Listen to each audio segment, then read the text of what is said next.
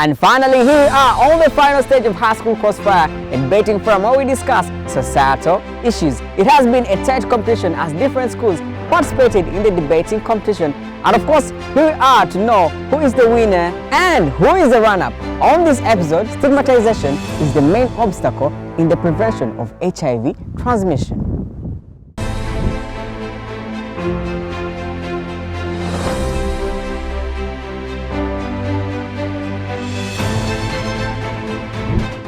House rules.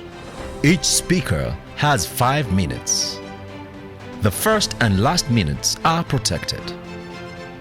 The judge will ring a bell to signal the protected time. The bell will ring continuously after 5 minutes. Education is spreading hope. Millions are now learning to live with HIV instead of waiting to die from it. Our dear judges, the two opposing sides, and my dear audience, I'd like to greet you all a very good evening. My name is Clayton Oluru Montgomery, and I'm from Namilyango College. Today I am here because of the proposition that states that stigmatization is the main obstacle in the fight against HIV transmission. I'll start by noting the main points in this resolution. The first thing is stigmatization, and I'll expand more, but the definition is the action of describing or regarding someone or something as worthy of disgrace or great disapproval. An obstacle is something that hinders progress. And HIV is a human immunodeficiency virus that affects the CD4s. CD4 cells? What are the CD4 cells? The CD4 cells are respective cells that are actually responsible for immunity in the body. So when it affects these cells, other diseases come, the immunity of the body, and that leads the person to be sick and almost immediately die. Ladies and gentlemen, a main consideration in this motion is main.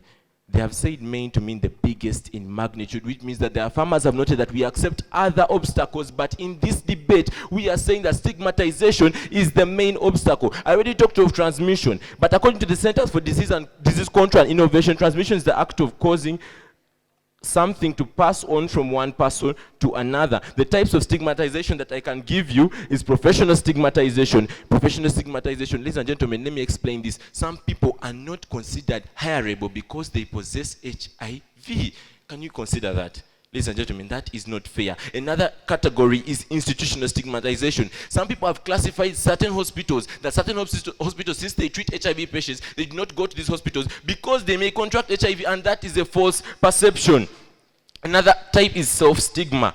But ladies and gentlemen, according to PubMed, we are now talking about HIV stigma. This is the believing that some examples are believing certain groups can get HIV, which is false. Making moral judgments about people who take steps to prevent HIV transmission. Feeling people deserve to get HIV for their choices. Ladies and gentlemen, are all these perceptions true? Don't answer. No.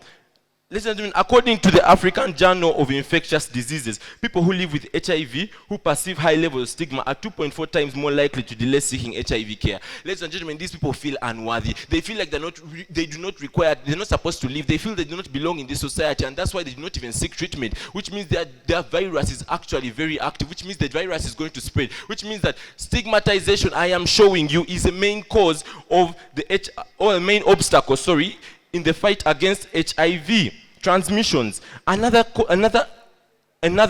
point to note is that according to the same source, 64% of people who tested positive did not inform their partners, and this is in Uganda. So if your partner is unaware of your status, that means that of course you're hiding it because you're afraid. Otherwise, why wouldn't you tell your partner, your love, exactly that you have HIV?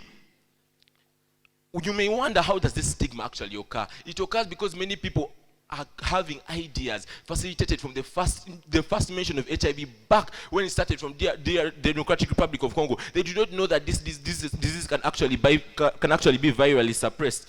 But ladies and gentlemen, we come as the World Health Organization and we have set our parameters as the world. Why have we set our parameters as the world? We believe that this is a disease. Even if you contain it in a certain area, it is a disease that can transmit borders. Even if you contain it in a certain area, it will still spread from other areas. So why do we fight it in this big capacity? Because we notice that it has to be fought so that we can prevent it from crossing borders. Why? I'm now going to give you some of the causes of this stigmatization because I want you to understand our case very well. Number one is the fear of HIV. They fear it. That's why they make bad perceptions about it.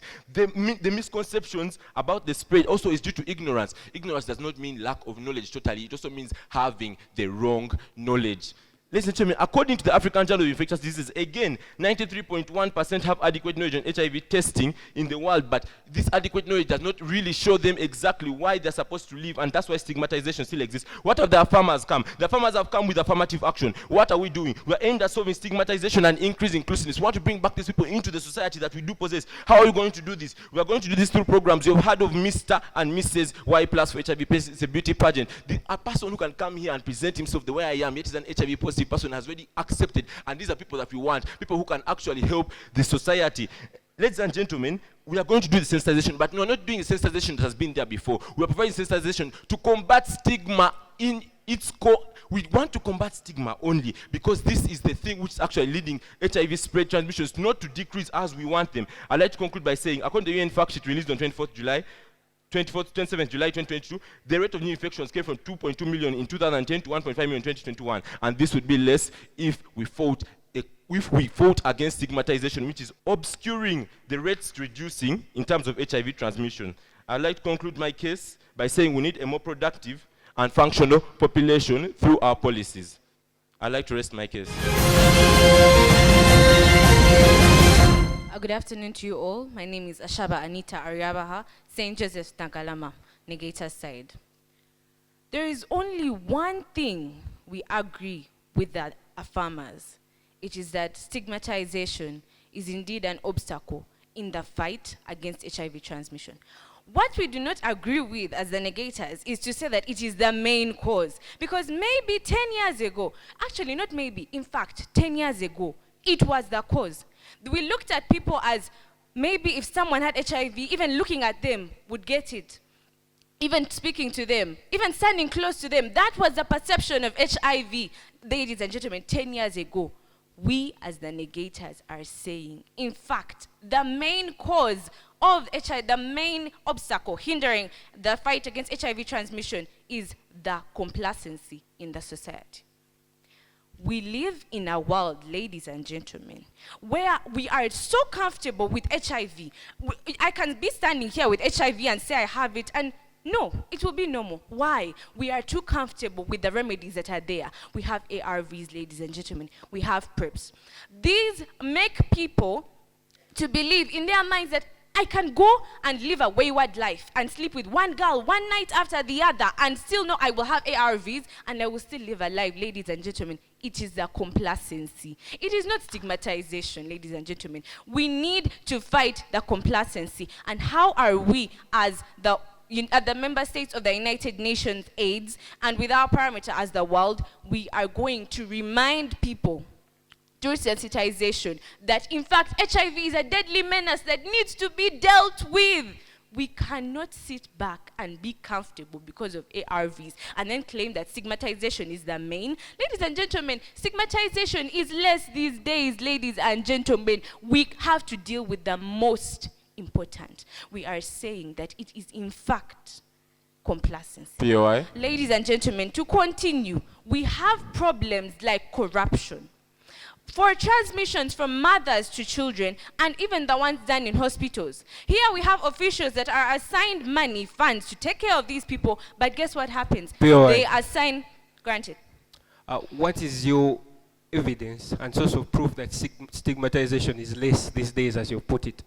Ladies and gentlemen, stigmatization is less because, according to a report by the United Nations AIDS, it shows that ladies and gentlemen, that by 2000, there were 30 million people who are living with HIV/AIDS, but did not know about it, ladies and gentlemen. But now, there are 20.9 million people out of the 36 million people who receive treatment and know about HIV, ladies and gentlemen. It is a common thing, ladies and gentlemen. We have clear examples. There are campaigns that have been launched against this, ladies and gentlemen. Stigmatization is almost done with. It is instead complacency. People no longer fear their status being known. No, let us not be convinced that they fear. They fear pregnancy, ladies and gentlemen. They fear other things. They do not fear their status being known, ladies and gentlemen.